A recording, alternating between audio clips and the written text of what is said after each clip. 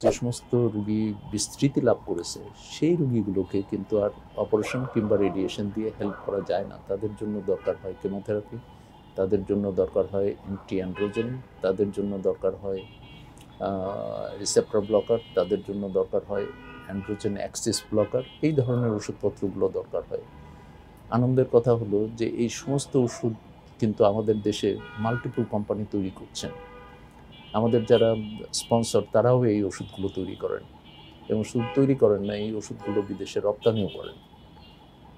আমরাও সেগুলো ব্যবহার করি, এবং এতে আমরা যেটা ফলাফলটা যেটা পাই সেটি হলো অসুখটা নিরাময় না হলেও এটি কন্ট্রোল করা সম্ভব। এটি যদি আমরা 5 বছর কন্ট্রোল করতে পারি সেটাও অনেক সময় খুবই সহায়ক হয়। তার কারণ হলো রোগীর বয়স যদি 75 বছর হয়, 80 বছর বাঁচার সম্ভাবনা অনেক রোগীরই থাকে না, বিকজ অফ আদার কোমরবিডিটিস। এরা হার্ট ডিজিজে ভোগেন, এরা ডায়াবেটিসে ভোগেন, এরা উচ্চ রক্তচাপে ভোগেন অথবা অন্য অন্য সমস্যাতে ভোগেন। সেই কারণে তাদের লাইফ এক্সপেক্টেন্সি অতটা বেশি হয়ও না অনেক সময়। তার মানে আমরা যদি তাদের অসুখটা কন্ট্রোল করে দিতে পারি, তবুও একটা বিরাট একটা উপকার হলো পরিবারের জন্য, এবং উনি একেবারেই স্বাভাবিক মানুষ হয়ে যেতে পারেন।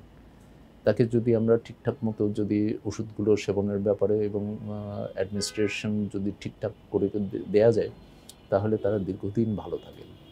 এখন নতুন নতুন ওষুধ আসছে, তাতে মেটাস্টেটিক প্রস্টেট ক্যান্সারের রোগীরাও অনেক বেশি দিন বাঁচে। সাধারণভাবে বলা হয় যে 30% পেশেন্ট 5 ইয়ার্সের মতো সারভাইভ করে, কিন্তু এখন যে সমস্ত নতুন ওষুধ এসছে, ডারলুটামাইড উদাহরণস্বরূপ বলি, এতে প্রায় 60 মান্থস, 5×60, এবং বিয়ন্ড দ্যাট এটা নিয়ে যাওয়া সম্ভব।